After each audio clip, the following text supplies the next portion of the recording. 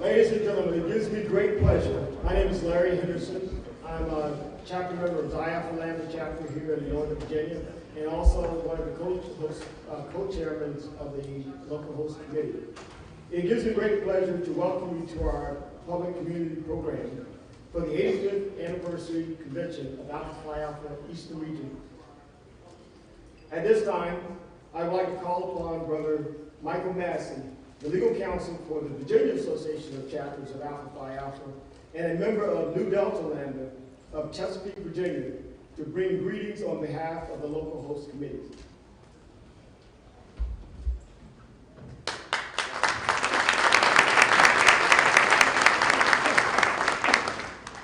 Good evening, everyone. Good evening. It is my pleasure to welcome all of you to Alexandria, Virginia, via Norfolk, Virginia.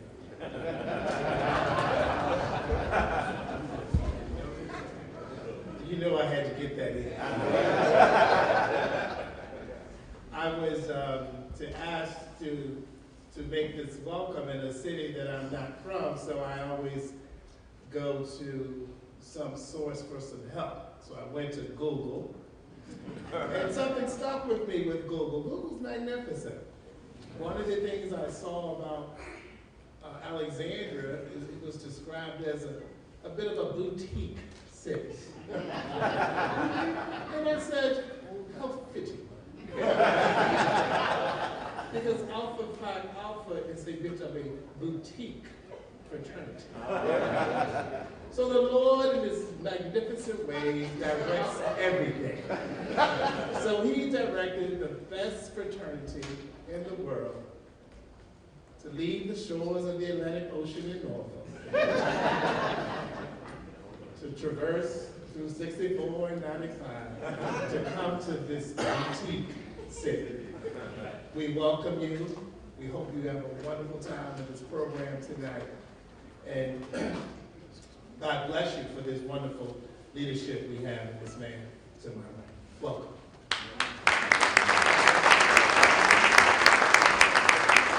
Ladies and gentlemen, we have some distinguished guests among us today, and I want to first introduce Brother John Chapman.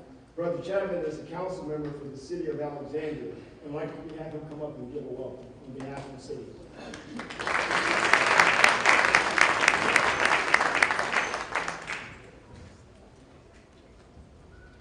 Good evening, everyone. Good evening. As was stated, I'm John Chapman. I'm also a member of the city council here in Alexandria, this boutique, historic city. It's a great word to describe this when you get into the nuts and bolts of the city. I will say that. But I also wanted to say that I'm very proud to have brothers and guests of the Eastern region here. This is my hometown. I'm fourth generation Alexandrian, so to have my fraternity being represented in this place is great. It's extremely great because another reason that we're going to be recognizing a number of members, brothers, and guests that have served this country faithfully in the military. And in this place, particularly in this part of the city, right behind us, we have the Marks Center building, which houses a number of individuals that serve our nation through the military service as well as civil service. So we are in the right place to be honoring the men and women of the country that lay their lives on the line. If you do get a chance to go past this facility as well as the Marks Center, I do hope you get a chance to go to Old Town. We have some wonderful shops and boutiques for folks who enjoy. We don't like to turn down anyone's money, especially if they are from Norfolk, Virginia. So I do hope that you get a chance. I also am glad to see that my dear brother, Congressman Bobby Scott, is going to be here sharing some words with us as well. I know you're going to be in for a treat. My good friend Simone Sanders, when she speaks and talks about what's going on in Washington, I think we all have a mind to keep an eye on what's going on in Washington nowadays. So with that being said, I do hope that everyone has a great time at convention today, and hopefully after the convention's over, everyone walks away with a renewed spirit to dedicate ourselves to growing and educating tomorrow's leadership. Thank you.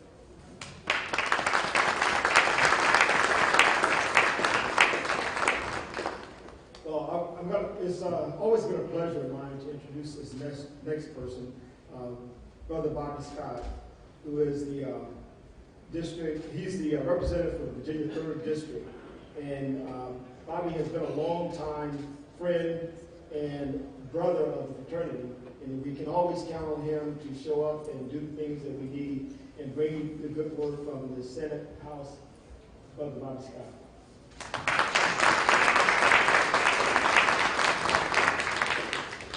Thank you, Larry, for your very kind introduction, and welcome, brothers, Brother Mills, and other brothers and guests. Good evening.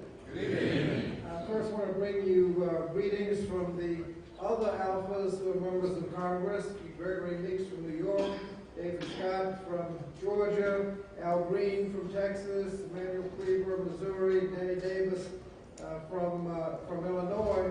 I want to encourage brothers. We used to have the most members in Congress, but we've been slipping a little bit. The Capitals caught up with us and passed us. So any brothers looking to run, let us know so we can help you, so we can beat you in the United States Congress. By the way, if anybody's tweeting, you want to make sure you get APA 1906 network and at Bobby Scott, just in case anybody's out there tweeting. But I want to thank Alpha for all that you've done. You've been leading since 1906, and the work that we've been doing for all those years is still relevant today. Go to high school, go to college. We figured out a long time ago the need for education, and the federal role in education started with Brown v. Board of Education that Brother Thurgood Marshall argued in the Supreme Court, said that it is doubtful that any child may reasonably be expected to succeed in life if denied the opportunity of an education. Such an opportunity is a right which must be made available to all on equal terms. We set up and funded with the real estate tax guaranteeing inequality. And so Brother Adam Clayton Powell had to write the Elementary and Secondary Education Act and Higher Education Act to make sure that those opportunities are there. Also, voteless people as hopeless people. Anybody get any doubts about the importance of an election? God Almighty, just look back at what happened last November. If we'd done a little bit more in Michigan and Wisconsin, Pennsylvania, we wouldn't be in the mess we're in today. And Project Alpha, looking at health care. Last Friday was a good day for the United States of America. A lot of them don't want to acknowledge what a good job the Affordable Care Act has done. The rates are still going up, costs are still going up, but at the lowest rate in 50 years. People with pre-existing conditions can get insurance. Women aren't paying more than men, and instead of millions of people every year losing their insurance, 20 million more people have insurance. We have continued protection. And if you want to know how hard it is to do that, just look at, after 7 years of whining and complaining, the other side came up with their proposal. And the CBO separated promises and press releases from reality when they said that thing passed, 24 million fewer people would have insurance. You'd end up paying more, and the policies you get would be worse. That's after 7 years of whining and complaining. So we need to make sure that we continue the good work, voter registration, to make sure we don't get this kind of mess again. And Alphas need to keep up the work that we're doing so that we can continue to be servants of all. Thank you very much.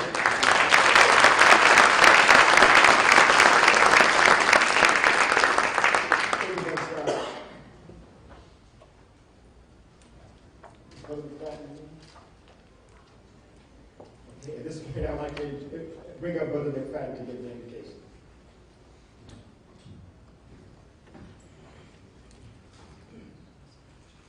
Let us pray. Gracious God, our Father, we thank you, Lord, for this day. We thank you, Lord, for the gathering of these brothers, for our guests. We ask your blessings to be upon us as we gather for this 5th anniversary of the Eastern Region Convention of Alpha Phi Alpha Fraternity Incorporated. We thank you for your presence, and we ask your blessings to be upon us as we go through this day and forevermore. In Christ's name we pray. Amen. Amen. Thank you, Brother Fad. At this point, I'd like for you to ask you to stand and join us as we receive our military brothers. You know, the Washington, D.C. area in Northern Virginia is no stranger to the military. And we have quite a few brothers who are serving throughout the region, but especially in this area. We'll have a procession led by Brother Colonel John Bradshaw, United States Army, our local host military committee chair, and Brother Lieutenant Colonel Keith Johnson, who is United States Army, and he's the chairman of our regional military affairs. We are honored to have leading the procession is Lieutenant General Ronald Bailey, Director of Operations, United States Marine Corps at the Pentagon, and Brigadier General Garris Dunn, United States Army retired, and former Commanding General of the 85th Support Command and Deputy Commanding General of Force Support 1st Division West. Generals, thank you for coming.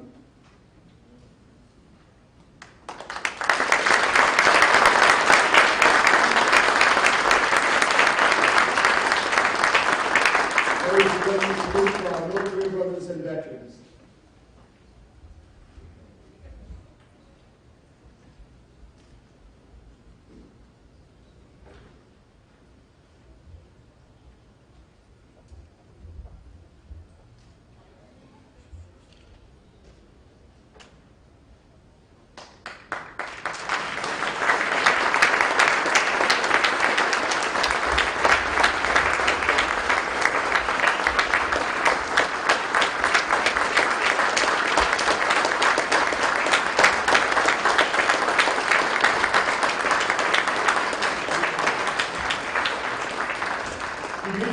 Immediately following this procession, we will have the color team from Howard University, joint color team of cadets from the Air Force and Army ROTC program, followed by the singing of the national anthem by the Hampton University Choir. Color guard, attention. Carry colors.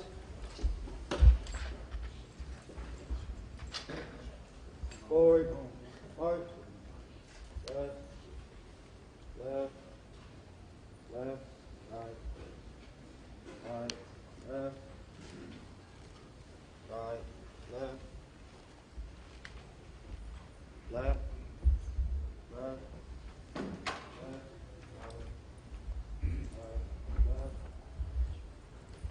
right, left, left.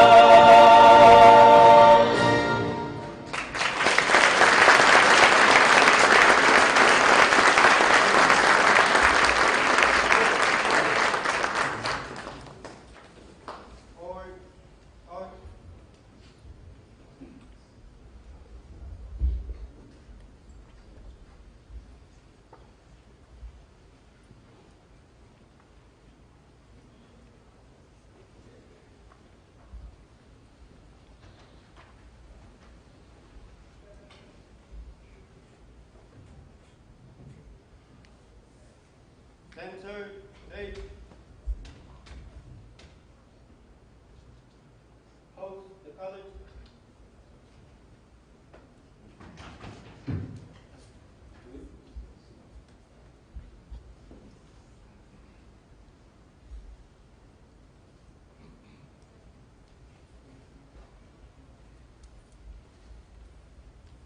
Present.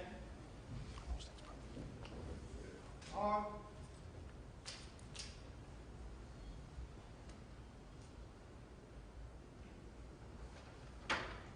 Order. Arm.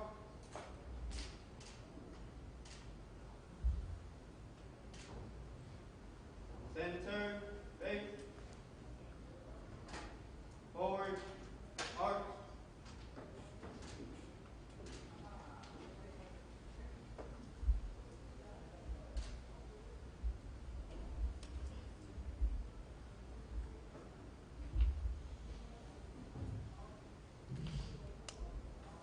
Center, face. Right, face. Forward, march. Left. Left. Left. Right. Left. Right. Left. Left. Left. Left. Right. Right. Left. Right. Left. Left.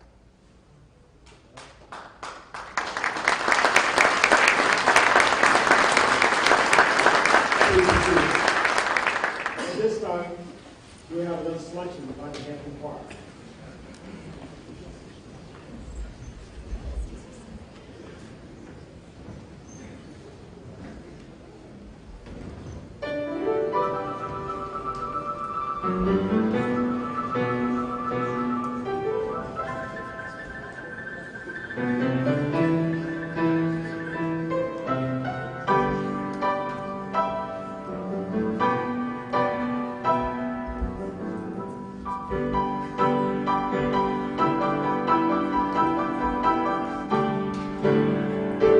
Lift every voice and sing. Lift every voice and sing to let that heaven ring, ring with the harmony.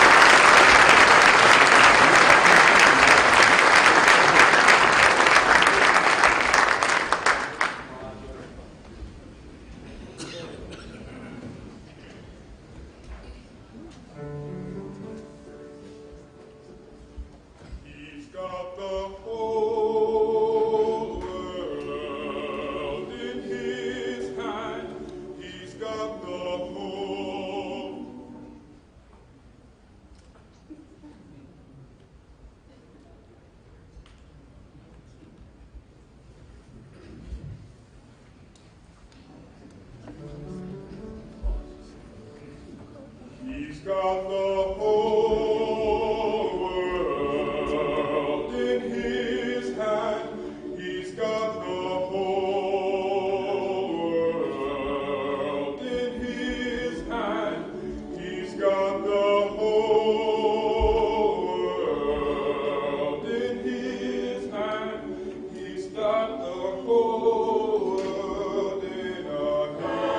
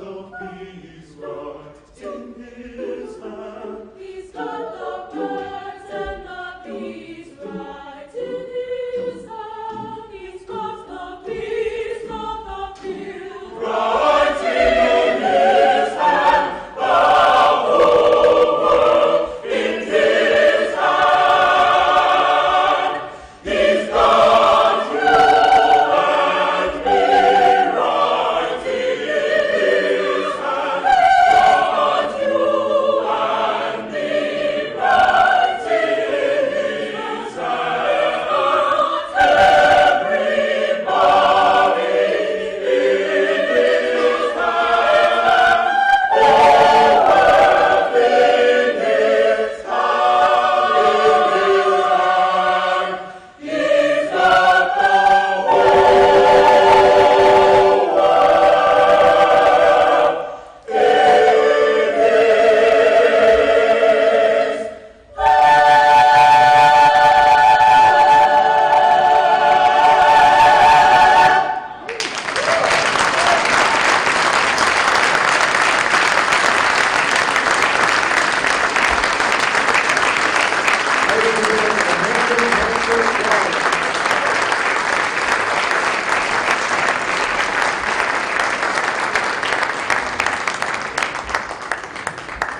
was remarkable. Thank you very much.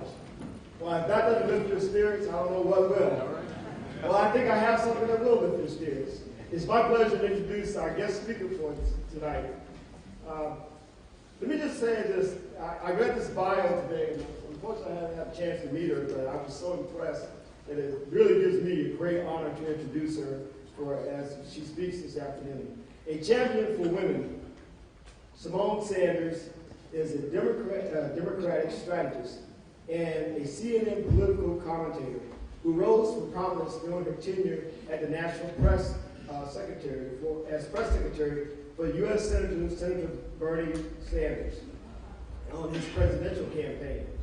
At the age of 25, Symone demonstrated an uncanny command for issues, earning her place in history as the youngest presidential press secretary on record. However, Symone was not new to the presidential politics at that time. When she was 16, mind you, she introduced former President Bill Clinton at a luncheon in Omaha, her home state. Following her remarks, President Clinton said, "Symone spoke so well," in his southern voice, "I really hate to follow her." President Clinton went on to write Symone in his book, Giving, How Each of Us Can Change the World. A communicator with passion for policy and juvenile justice reform, Symone is the immediate past chair of the Coalition for Juvenile Justice Emerging Leaders Committee and a former member of the Federal Advisory Committee for Juvenile Justice. Through her involvement in those two organizations, Symone worked to raise the profile of young voices in the fight for juvenile justice, the reform to bring the millennials to a perspective of policies in the conversation. Symone has been featured on NPR, CNN, MSNBC, NBC, Fox News, ABC, BET, and has been profiled by the Washington Post. Man, what has she not done? She's also been featured by Essence Magazine, Black Enterprise, Cosmopolitan, and Elle. And in 1913, I'm almost at 23, in 1913, Symone, 19,000. I'm dating myself, I'm sorry.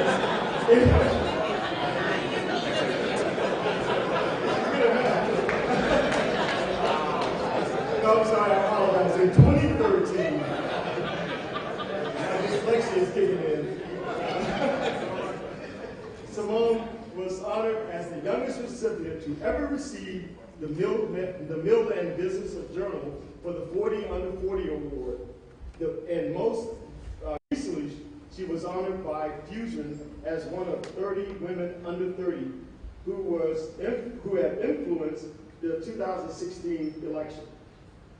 And she was named one of the 16 young Americans shaping the 2016 election by Rolling Stone, and the most influential African American in 2016 by The Root. A native of Omaha, Nebraska, Symone is a proud member of the Capital City chapter of the Links Incorporated, the Northern Virginia Urban League for Young Professionals Network, and the Collective 100. When she's not on the campaign trail, I guess that's now, she resides here in Washington, D.C. Ladies and gentlemen, it is really a pleasure for me to bring to the podium Ms. Symone Sanders.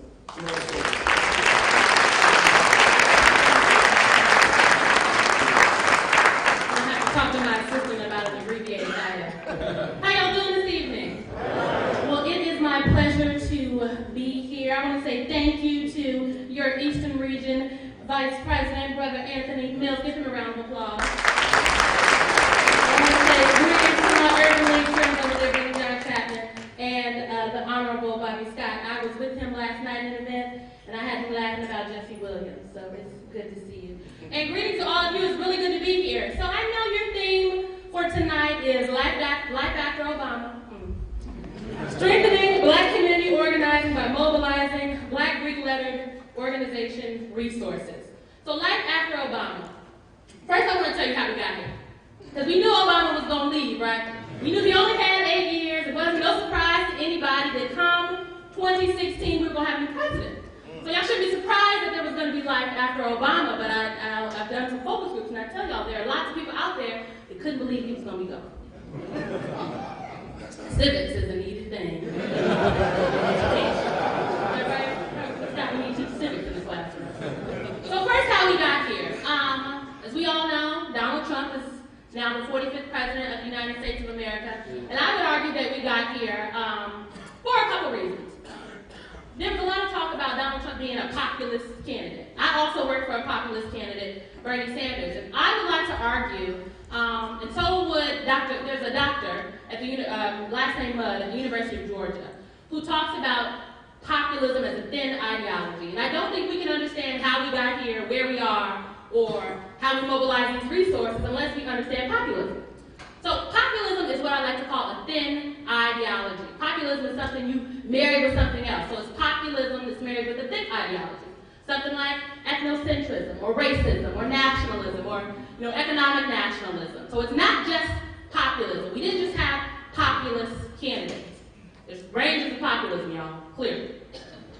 I would argue, the type of populism that Donald Trump presented was a populism, again, talking about the little guy taking on the establishment, that was intrinsically tied to ethnocentrism, to racism, to nationalism.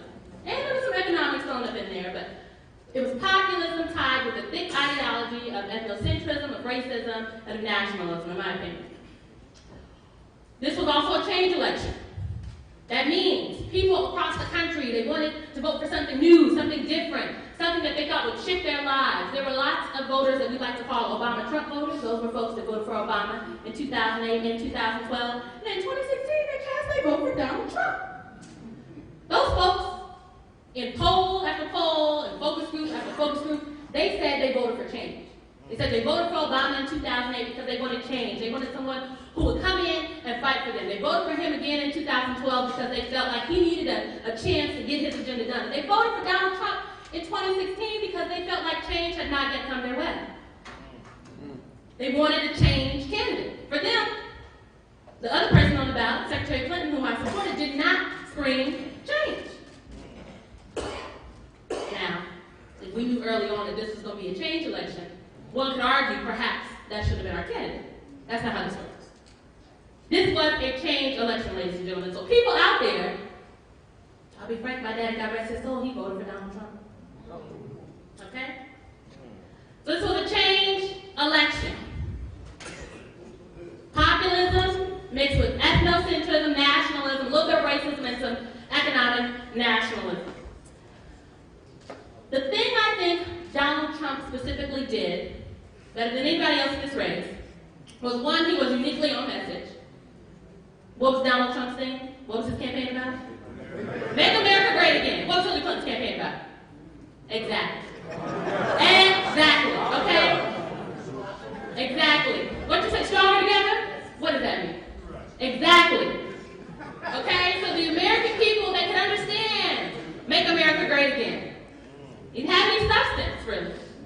Some top line points, but this is something people could get behind. They were moved and motivated for change because this was a change election. Okay?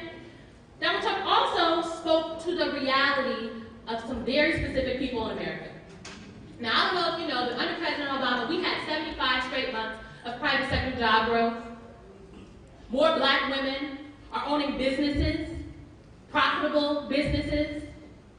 Education numbers are up, crime is down, the economy is booming. You might not have known that, though. And there are lots of people out here in America who, although all these things were happening, we've had 75 straight months of private sector job growth, business is booming. There were people all across the country who felt as though their reality had not moved. Some of these people were white men for whom reality has not moved for 40, 50, 60 years.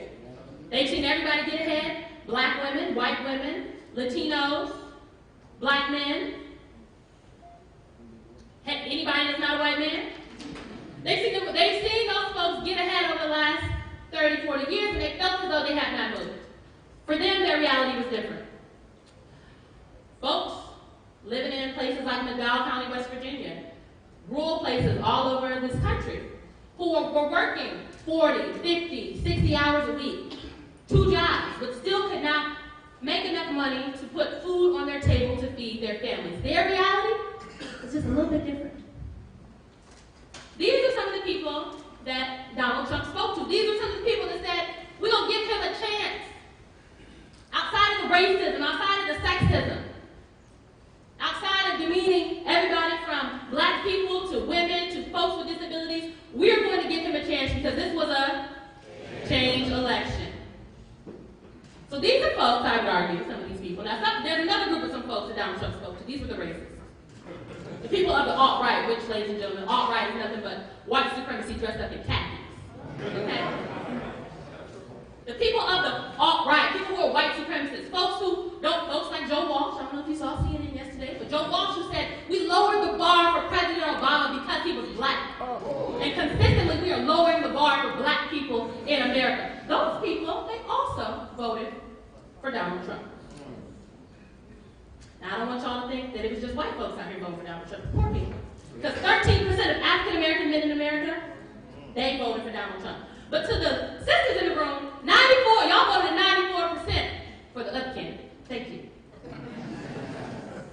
But this was a change election, and Donald Trump was speaking to the reality of millions of people across this country. So on election day, 56 million people cast their ballot for Donald Trump. Now, I'd just like to know, only half of America went out to vote on election day, so only half of America voted for Donald Trump. That's complicated. It's not easy to explain on television, but when folks say the overwhelming majority of America voted for Donald Trump, but that's not true. Hillary Clinton earned 3 million more votes than Donald Trump, but we go by the Electoral College, ladies and gentlemen. And the way our electoral system is set up, and let me help you, it's not changing no time soon, so please nobody come up to me afterwards asking me about changing the Electoral College. The way our electoral system is set up, the Electoral College decides who is the president, and Donald Trump got those votes. So that's how we got here. This is a change election. Democrats didn't necessarily have a change candidate, but let me help you. Some of y'all did not go out to vote. People all across this country stayed home. Some people stayed home because they felt as though, I just thought, Hillary Clinton was going to win, so there's no reason for me to cast my ballot either way for anybody, because she's going to have it. Some people stayed home. A lot of young people actually stayed home because they felt as though neither of the candidates spoke to their reality, spoke to what they were dealing with.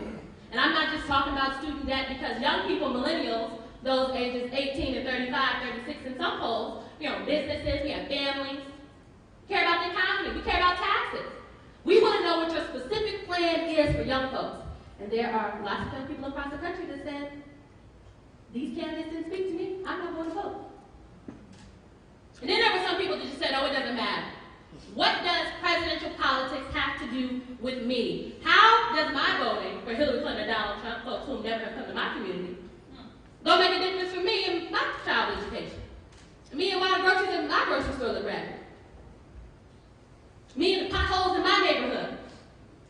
And the fact that I'm a felon and still can't vote? What is voting or encouraging my family members or friends to vote for a presidential candidate going to do for me? So lots of people stayed home, and I would argue, ladies and gentlemen, that if some people actually came out on election day, isn't that right, Congressman Scott, we might have a different outcome. But that is how we got here. So this was a change election, a little populism tied in with some ethnocentrism, a little nationalism, some economic populism, and Donald Trump spoke to the reality of millions of people in this country. I think it's important for us to understand how we got here, because that speaks to where we're going. But first, we're here. So what is here? Well, y'all's president has gutted. Yes, y'all. I'm not playing home today. And first I'd like to know, and I know we aren't being partisan in here, but I'd like to know every single thing about our community when we talk about mobilizing our resources is political.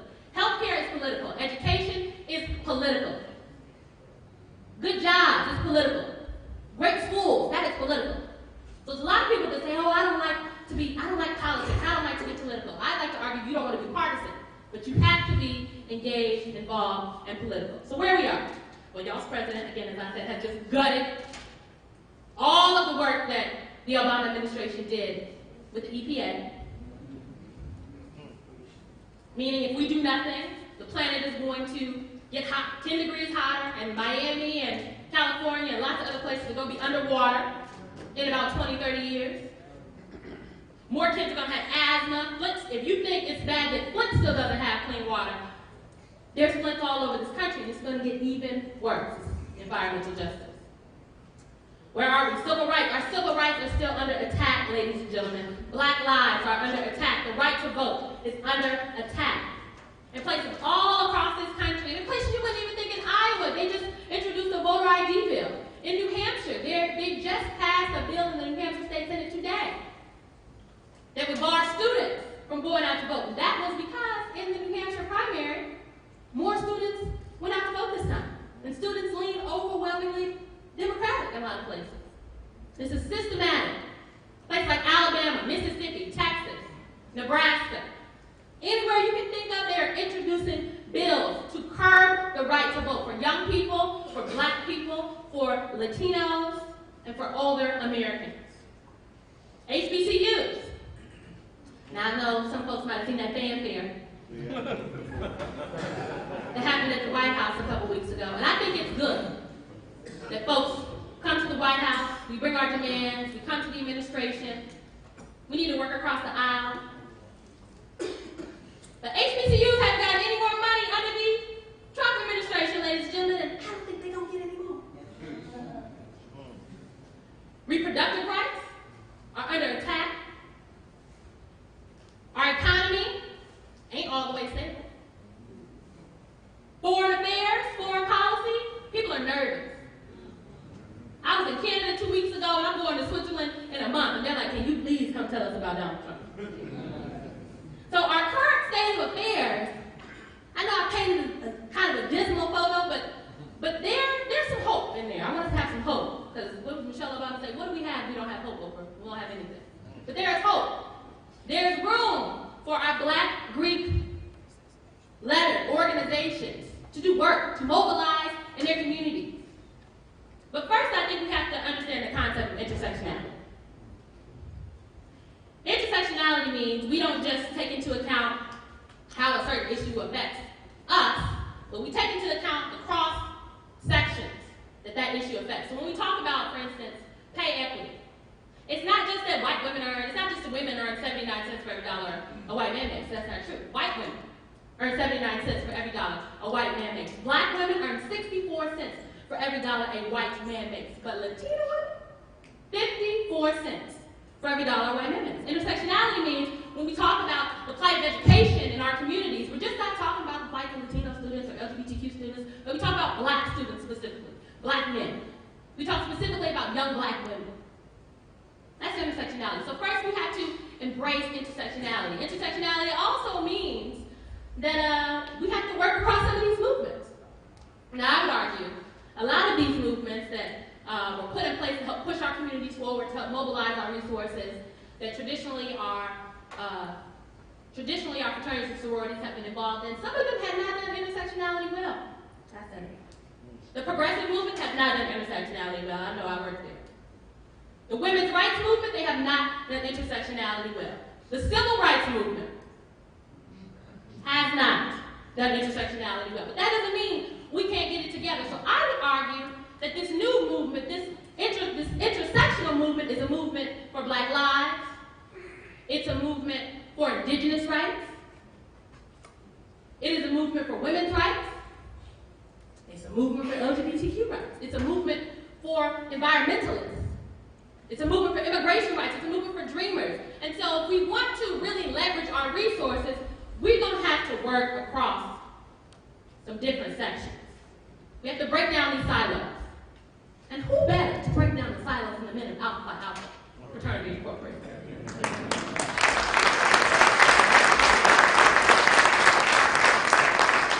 So we need to focus on intersectionality. I would organize just have a meeting about organizing. But I would argue that we have to get coordinated and build coalitions. So, yes, we need to be intersectional. We need to figure out how all of these different areas apply to us, but we have to pick our issue. Alpha Phi Alpha Fraternity Incorporated, what is your issue or your issues? Have you built your coalition? I like to use the example of, if I want to build a coalition, let's just say around one Red Bull in the green room at CNN. There's currently no Red Bull in the green room at CNN. It's a sore issue for me. But if I would like Red Bull in the green room at CNN, well, one, I have to go and I need to get some other folks that either A, want Red Bull in the green room at CNN, or B, don't mind if I got it. So I got to build my coalition. Mr. Mills, do you mind if I get Red Bull in the green room at CNN? Carson Scott, do you mind if I get Red Bull in the green room at CNN? That's John Chapman. Do you? Maybe they sit on the school board. Go out, get those folks, bring them in. And then we got to get folks passed. Whether you're going to write a letter, sign it, whether we're going to tweet, whether we're going to march, whether we're going to go to the meeting with a demand, whether we're going to organize a meeting, we have to build a coalition. And so it's not just to be intersectional and be organized. We have to get coordinated. We have to build a coalition. A coalition is about something. We have to be entrenched to do the work for a really long time. A lot of times we build these coalitions around the issue, and then we do the issue for a year, and then we're like, okay, let's meet and find out what else we're about to work on. No. To survive in Donald Trump's America, I would argue, we have to be committed, we have to be coordinated, and we have to be entrenched really deep into the work. Third, if we run our young folks, the young men of Alpha Phi Alpha Fraternity Incorporated, young men and women in the community, we have to be about building those folks up and not just bringing them in at the end. I say involve folks from the roots to the tubes. In the planning process, bringing them to the table as equals. And there's not a lack of young people in the Eastern region to do some work. Sometimes they just need to be asked. But young people, I'm talking to my young alphas in the room, and my young ladies, we shouldn't always wait for somebody to pick us. For a long time, I know we were always told, put your head down, do your work real hard. Sometimes, a lot of times, 3 times as hard as those other folks. And somebody's going to recognize what you're doing. Somebody's going to bring you in to do the work. Someone's going to tap you on your shoulder and say it's your turn. Sometimes, nobody's tapping us on the shoulder. No one's bringing you in to do the work. Nobody's telling you you're doing a good job. No one's inviting you to the table. And I would argue we don't need young people to wait on somebody to pick us. In Donald Trump's America, we really don't have to pick ourselves.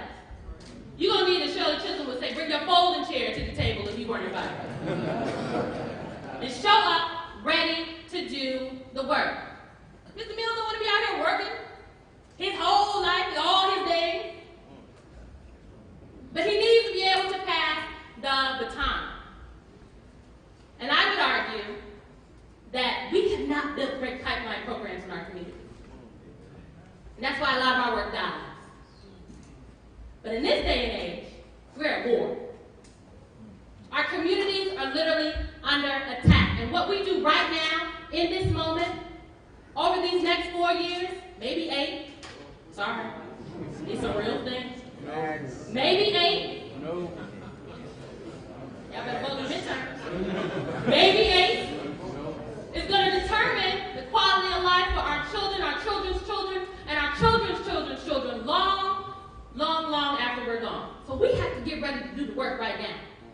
We have to be willing and ready to build coalitions right now. Willing to get that pipeline together right now. Willing to step out on faith and do something a little unconventional right now. Because we cannot wait. We literally cannot wait. So I'm inspired because I think we stand on the shoulders of some bold, beautiful people. People like Shirley Chisholm, who was unbought and embossed and paved the way for folks. We stand on some really great and amazing shoulders, but we have to be willing to do the things that haven't been done before. I want to give you a poem. It's my favorite poem. It's by Edgar Guest.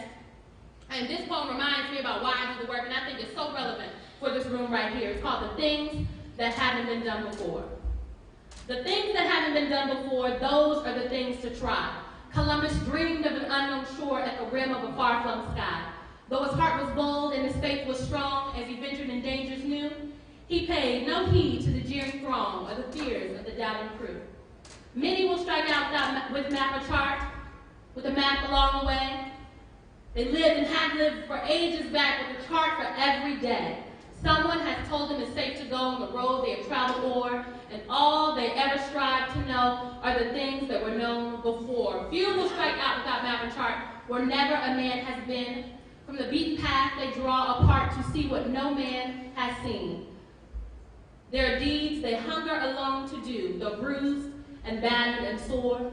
They blaze a trail for many who do nothing not done before. The things that haven't been done before, the tasks worthwhile today. Are you one of the flock that follow? Are you one that shall lead the way? Are you one of the timid souls that quailed at the jeers of the shouting crew?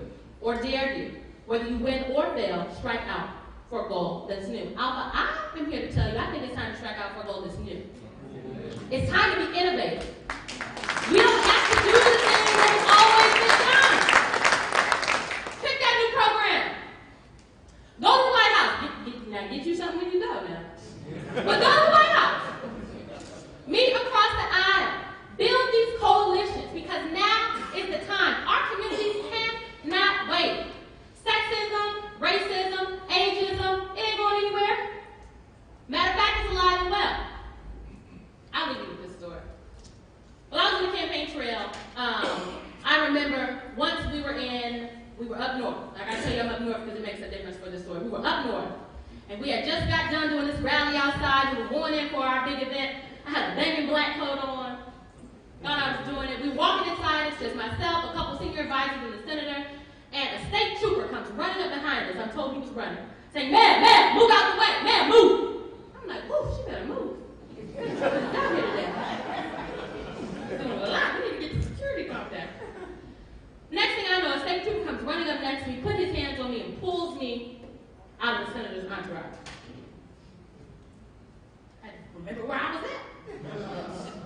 Our trip director stops and said, "This is the National Press Secretary. Do we have an issue?" He said, "I didn't know." I said, "Why? Because the black girl couldn't have been with Bernie?" I turned around to the senator. I said, "These are the things that I'm talking about." Everybody's shocked. Me and the trip director, who is a tall black guy named Paul, I was like, "Paul, we gonna do this today?" He said, "Not today." I said, "Oh, let's go."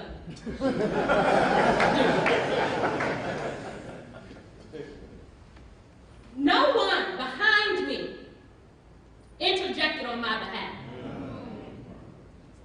It was the black man that had my back. So I'm here to tell you that we can't wait on those folks behind us, even sometimes some of those people that are in front of us that don't look like us, to think that they're just going to have a come to Jesus moment and have our backs on the issues that matter to our communities, whether it's education, whether it's the environment, whether it's criminal justice reform, whether it's the economy. We can't wait. Because they may not have our backs, and not because they don't have good intentions. I like Bernie very much, and a lot of them other white folks that are standing behind me. But when it mattered, they didn't have my back.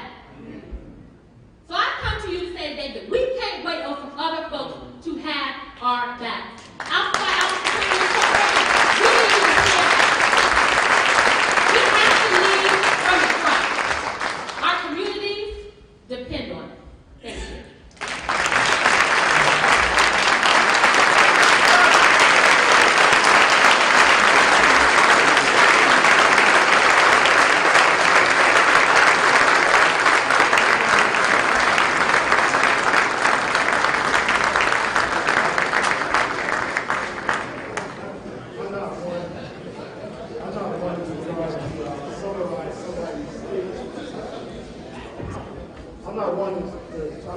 Someone speak, but I think there's a couple things I have to say, because I felt that there was a call for action in that speech. And I think we heard you very loudly and very clearly that we're not going to stand back and wait for somebody else to show us the way.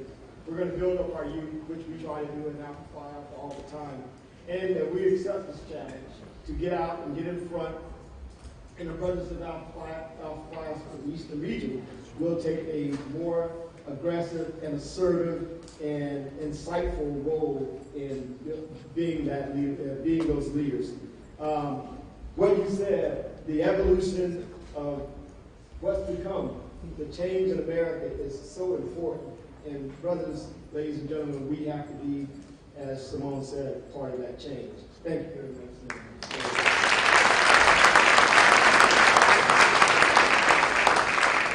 So I just want to one more time introduce the Hampton University Concert Choir.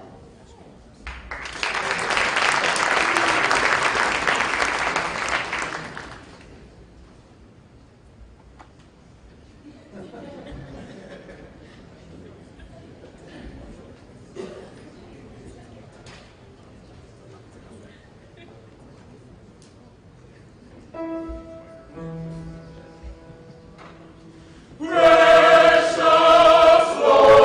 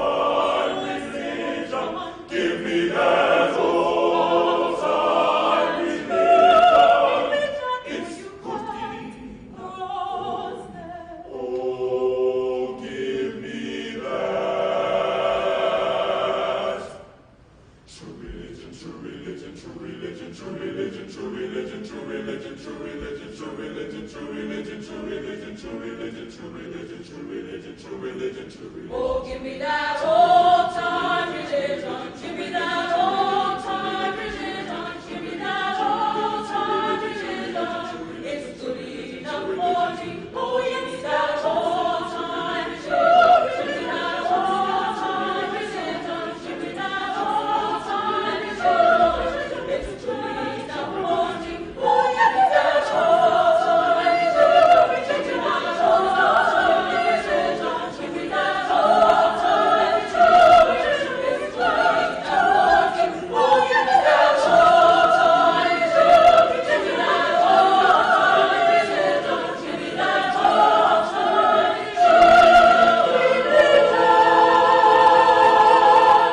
Oh, you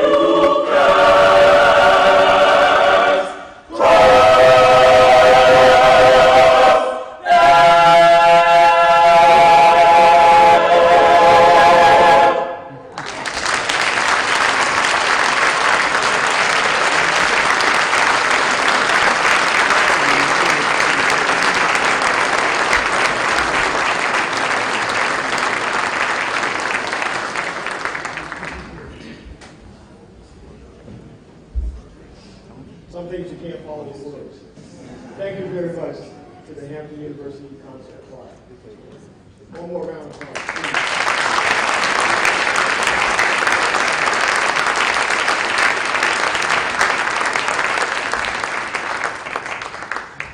Well, we're coming to the end, and this has been an outstanding program so far. But I now have the pleasure of introducing a dear friend of mine for nearly 16 years, our Eastern Region Vice President, Brother R. Anthony Mills, to give some acknowledgement and closing comments.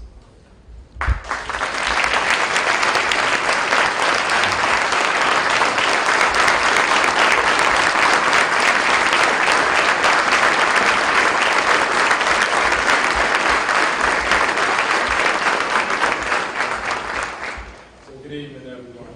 Good evening. He said good program so far, and I'm the last one.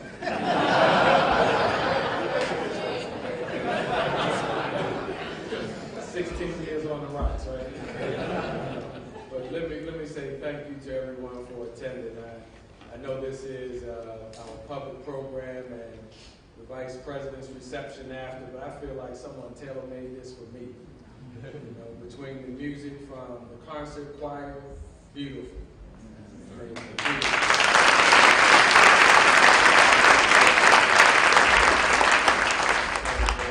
And as someone who's on the concert choir, I'm sitting up here trying to temper myself because I felt like I needed to jump up and sing. And if you need to know who our director is, he's sitting behind me over there on the third row. But also would like to thank Ms. Sanders for coming in and sharing with us some words of music.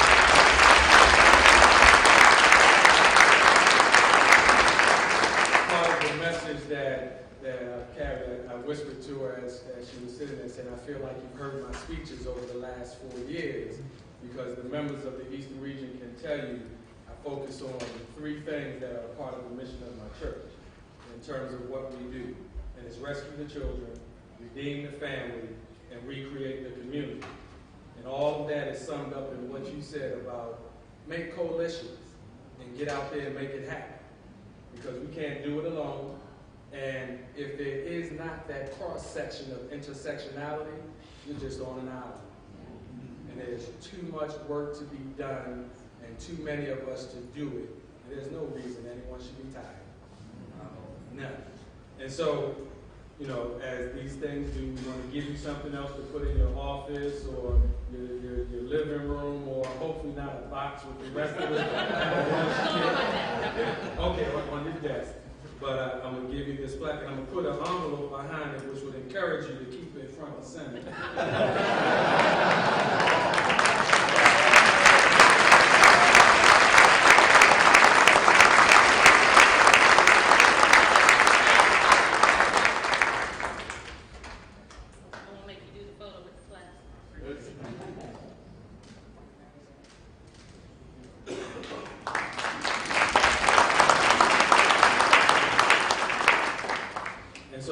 I go to my closing remarks, we did want to give one other recognition, actually. So the brothers in the Northern Virginia area wanted to make certain that we recognize a woman for some outstanding work she's been doing here. And so one of our national programs is go to high school, go to college. And we have a young lady in the audience who runs a program called the AVID program, Advancement via Individual Determination, with the mission to close the achievement gap by preparing all students for college readiness and success in global society. And so we want to take this opportunity to give her a moment of recognition for the work that she does with young people and to encourage her to keep doing that and being a light to them. So if Ms. Hazel Petty would not mind coming forward.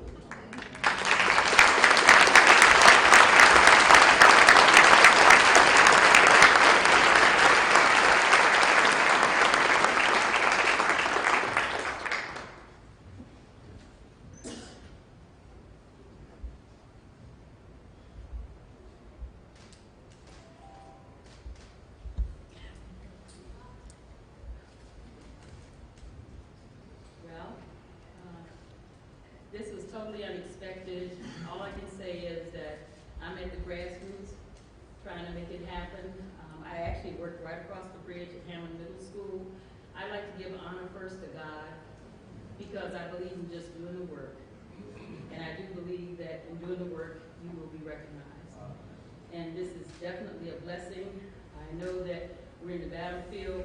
I'm actually working with students who, when they go home, sometimes they don't know that their parents are going to be there, that they might be deported. So those are the kids that we're out here working with every day. And normally I'm not one to be nervous, but this is such an honor and such a blessing. I'd like to recognize my husband, Ray Petty, for always being there with me and supporting me. And also, I love you, Alpha.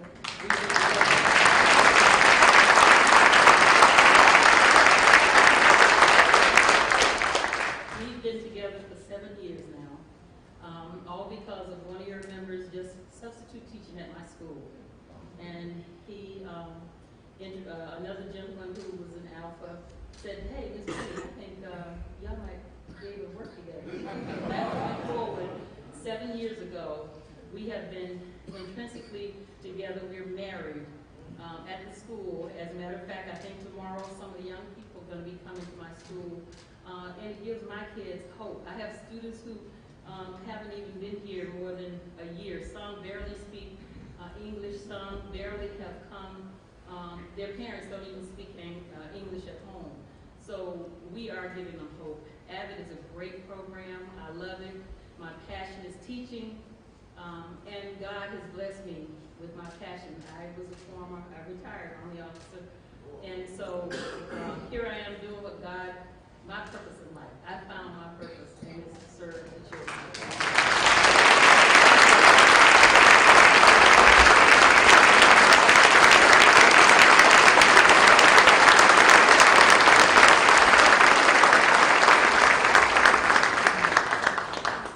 So as I bring my comments to a close, it would be improper for me to do so without at least recognizing a couple of individuals in the audience. First, from our board of directors, I'd like to recognize a colleague that I served with. I was just with him last week, or 2 weeks ago, I should say, in Chicago. Brother Dr. Willis Lanza, Vice President of the Midwestern League. And I also want to recognize the gentleman that brought us our message at the Life Membership Luncheon earlier, where we also received a call to action. Brother Dr. Robert L. Harris.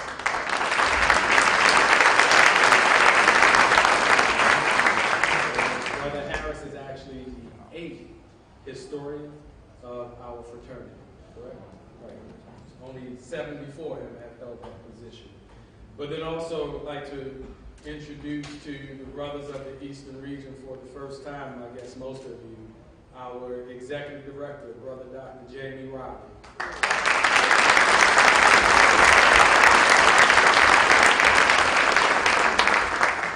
And so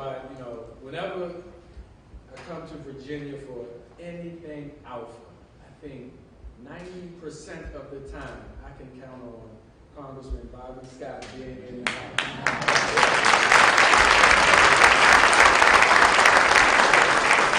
I know I have a lot of energy and I like to move, but he moves. He moves, and I appreciate your attendance, and I appreciate seeing you and being with you all this time over the years. And so, and also, I'd like to thank my former campaign manager 4 years ago for helping me get elected. Some of y'all might know her as Mrs. Lisa Mills. I know her as my wife, so I just at least want to thank her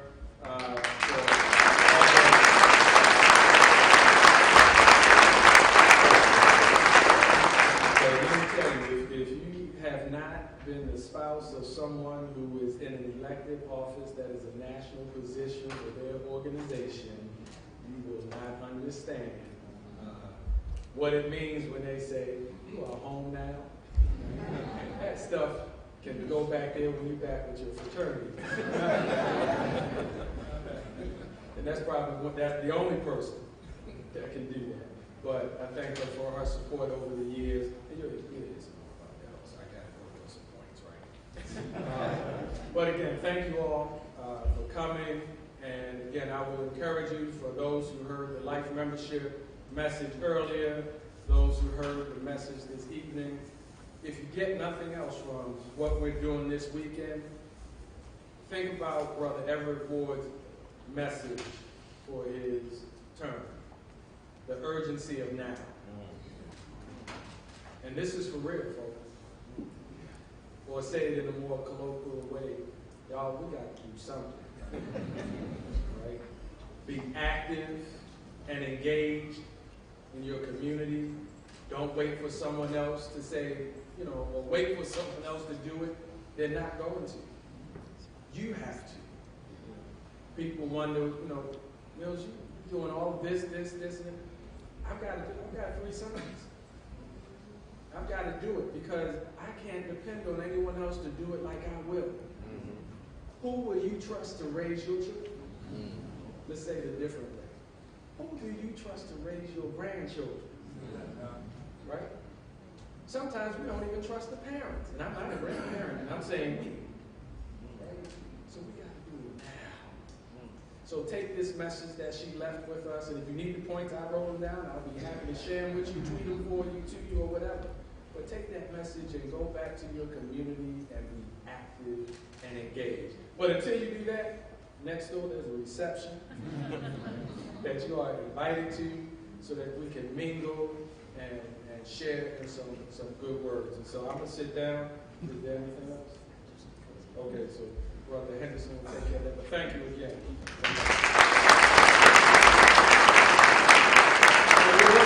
We invited each and every one of you to our reception in the, I guess it's in the Plaza Room, the Plaza Ballroom, which is next door.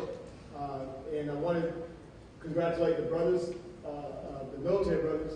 If you could stand by to take a group photo before leaving. And just wanted to tell everyone to have a pleasant night and enjoy your evening. One of the great ones. Wasn't one thing I did forget. It was right on there. I did want to give recognition to our military brothers. And so I had to explain to some brothers earlier that this is a big thing for our military brothers, for some of the officers that we have in the room. So I wanted to ask Brother Bailey and Dunn to at least stand. And I don't remember the proper titles.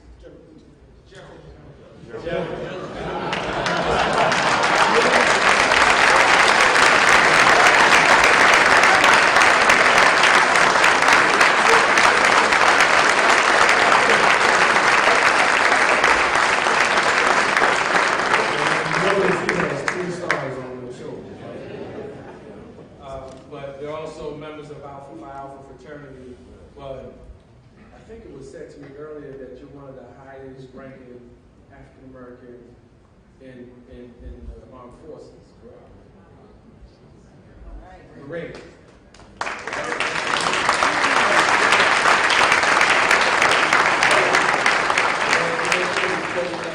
To at least give recognition to you about who's on Pennsylvania Avenue. You all are on the ground in terms of politics and what this country represents. So we thank you for what you do.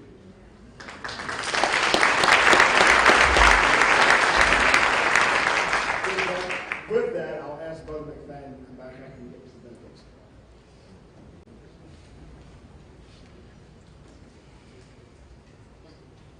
Just a point of personal privilege, we want to again recognize the Hampton University Concert Choir under the direction of our Brother Omar Dickerson.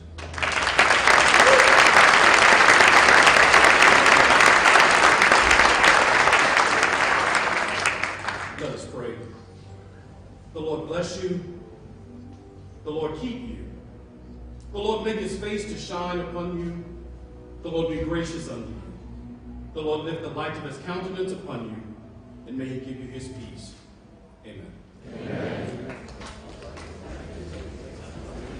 Thank you.